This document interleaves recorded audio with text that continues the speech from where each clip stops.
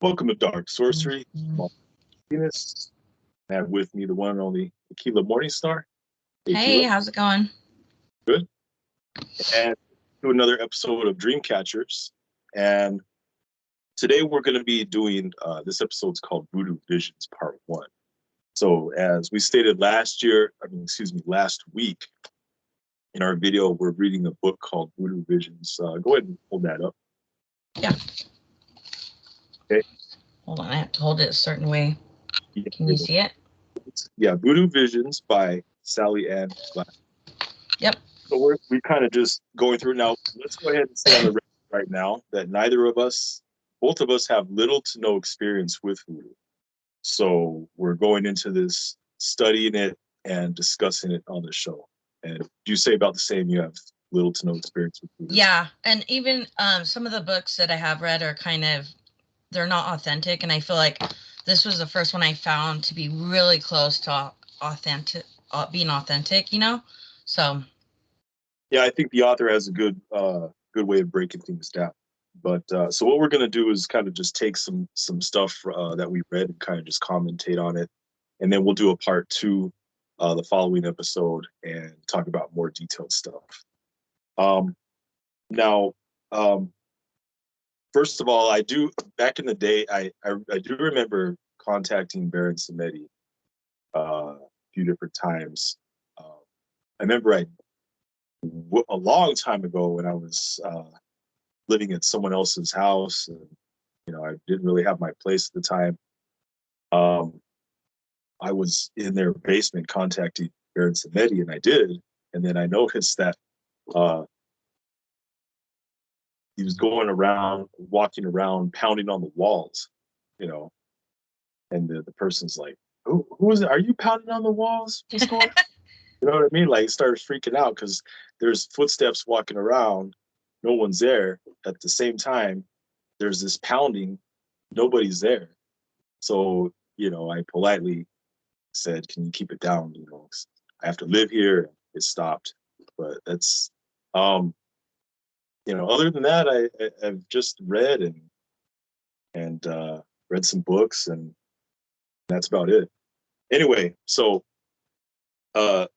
one paragraph that caught my eye is it says, "Vodou, as it is generally practiced, has nothing to do with black magic, devil worship, or filmmakers' gory fantasies. What I discovered instead was a vibrant, beautiful, and ecstatic religion that was free from dogma, guilt, or coercion." I think Vodou does get a bad rap because of how Hollywood does portray it, and kind of takes away the beautiful oneness of it, I would say. What do you think? Yeah, they don't show the good spiritual part of it. They show voodoo dolls, and like breaking people's legs with the doll, and there's a lot of it in Hollywood, and so people don't really know what voodoo is, and it makes it scary. Mm-hmm. It does because if they focused on the other side of it, I think that it would probably be much more popular, because people would realize what the potential could be, going down that road. And that's coming from someone who, like I said, has little to no experience with it, but based on what I see, that's what I take out of it. Yeah, for sure. And then also another paragraph that stuck out was, "The Western paradigm that insists things are either good or evil is perhaps not applicable here." And I thought that was interesting because it ties in with what we were talking about before about it getting a bad rap, judging it, and stuff like that. The way I see it is that you cannot say anything is good or bad, right or wrong. The way I break it down is what works and what doesn't. So let's say you have a society, let's say in the US, and then on the other side of the world in China. Now, what works for us may not work for them. You can say it, you can have morals here and say this is good, this is bad, we don't have to use China example, but any foreign country, any place in the world, you know, depending on the time, your time period and location, right and wrong can change. What do you think about that? Yeah, I like how you break that down and kind of use that analogy to talk about it. But I also I feel like, you know, here in the United States, it's a very judgmental country, you know. And it wasn't until like recently that like people like you and I could even openly talk about like our spiritual practices without being like really condemned. And you know, that whole year that I went through court and like all my spiritual stuff was laid on the table. But after that, I've gotten really really cautious on who I let in and who I tell, just because I was personally attacked for it. Um, but yeah, like, and we also, our country's like a lot of Christians founded in like Christianity and stuff too. And, you know, their Bible tells them that that is bad. And so, you know, they do tend to, you know, avoid the other countries on like how they live. And, you know, I feel like you're right. Like it depends on what time frame, depends on what country, like kind of how they were brought up.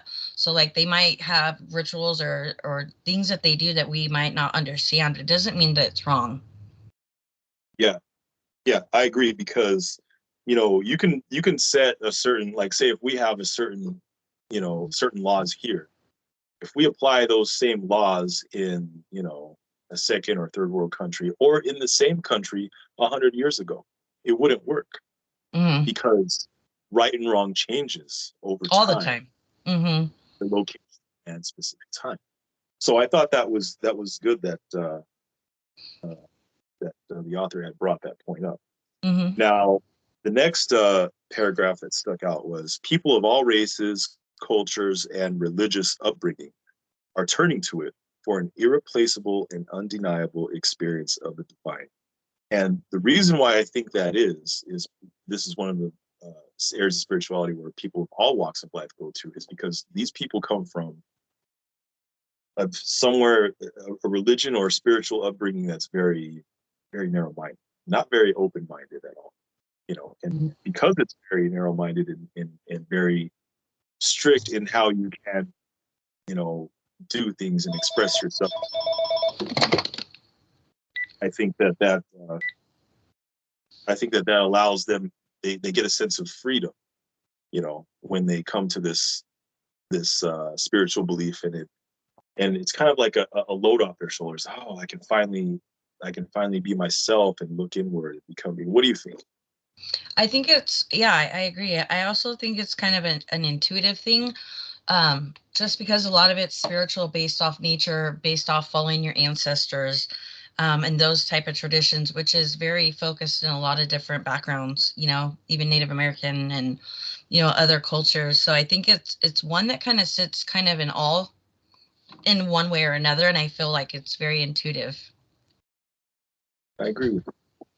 I agree. Um, Now, I also thought this was interesting, is that it says in Voodoo, the cross returns to its pre-Catholic roots, as it has been pressed into service as Legbus Crossroads and Gede's home. And I thought that was good to mention because the cross has so many more meanings than people think of today. It's very, you know, it predates Christianity a lot. You know, you could say that, like you said, it's Legbus Crossroads, or sometimes, you know, it's symbolized the four elements, you know, air, earth, water, you know, fire. That was another meaning that the cross had. What do you have to say about that? Yeah, I think it's interesting because symbols can have several different meanings depending on where it came from, what time period as well. So, Definitely, but we all definitely. know it under, you know, Christianity and stuff like Chris- that. That's, you know, that's what most people associate it with. But Yeah, for sure. yeah.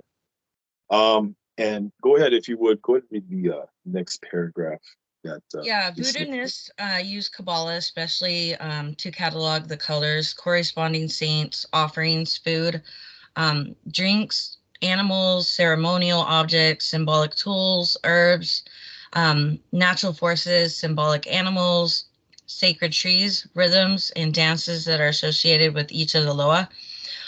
Knowledge of the Kabbalah of the Loa allows an individual to approach the divine and encourages the divine to emanate grace into the world from the realm of the Bondi. Yeah, so now I thought that was neat because the Kabbalah, they have use in the Kabbalah in that religious spiritual system, excuse me, I just for saying religion. Because it has so many influence, it has influences from different cultures, and somehow the Kabbalah got into that, and they went ahead and used that as a blueprint for their spiritual beliefs. But what I like about the Kabbalah is really it could be a good blueprint for a lot of things. I really like the fact that also that it also has a lot of French influence as well. You'll notice some of the dances they do during their rituals are French colonial dances. They have the natives that are there, but aside from the Haitians themselves, the natives there,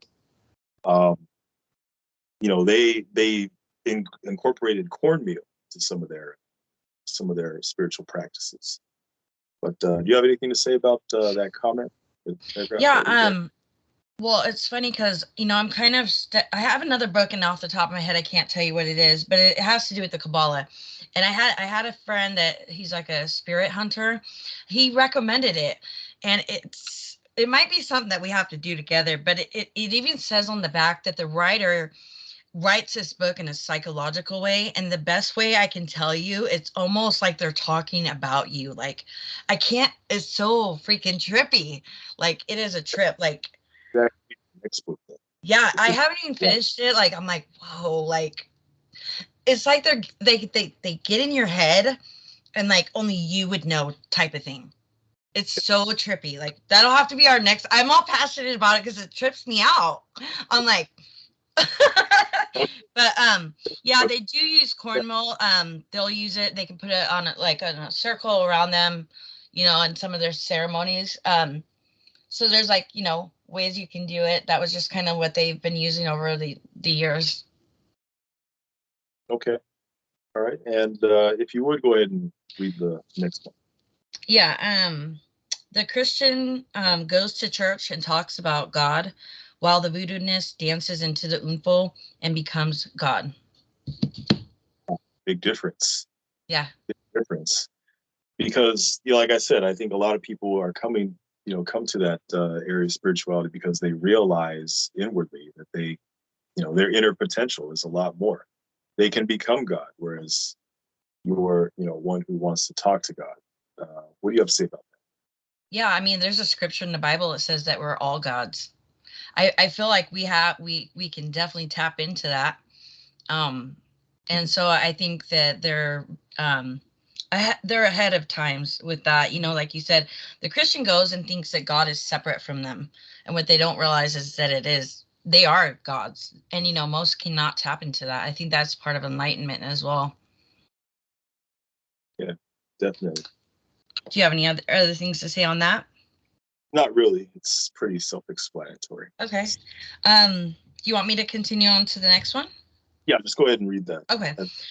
With its mix of French, Spanish, African, Native American, and Haitian cultures, New Orleans provided fertile soil for voodoo's syncretic nature and gave birth to its own style of voodoo. Mm-hmm. Yeah. You'll notice that the voodoo is a little different in New Orleans as opposed to West Africa or Haiti. Partly because of, over here we have the Native American influence and other cultures that are here. But yeah, I really don't have anything to commentate on that other than just I thought that was a good point to make. Do you have anything to say about it? Yeah, I don't either. I just think it's really interesting, but makes sense. And that's why, like, you can really go down a rabbit hole when it comes to voodoo, just because, in Haitian culture, it's where it originated. But like when it comes over here, you have those other cultures that have combined and came up with their own kind of unique way of practicing, I guess. And maybe that's why I can relate to it. Like I feel like it's similar to Native Americans. Maybe that's kind of like we're kind of on the same page with that. Yeah. Yeah, it is different because you had, first of all, you had it in, you know, in West Africa where it's very, very popular, and in Haiti. Then when they brought people from West Africa over to the Caribbean and Latin America, we got Santeria, Kimbanda, and you know, there's other cousin religions of it. But you know, one thing to understand is it is different depending on where in the world you are. You know, not too much, but it is different. But yeah, so that's basically a quick commentary on some of the stuff that we read. The next couple episodes, we're going to go ahead and get more detailed into it, speaking about the hierarchy and you know, also planning some experimentation also, and getting into the spiritual practice of it.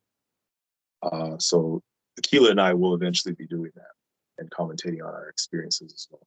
But so before I go ahead and wrap this up, is there anything else you got to say?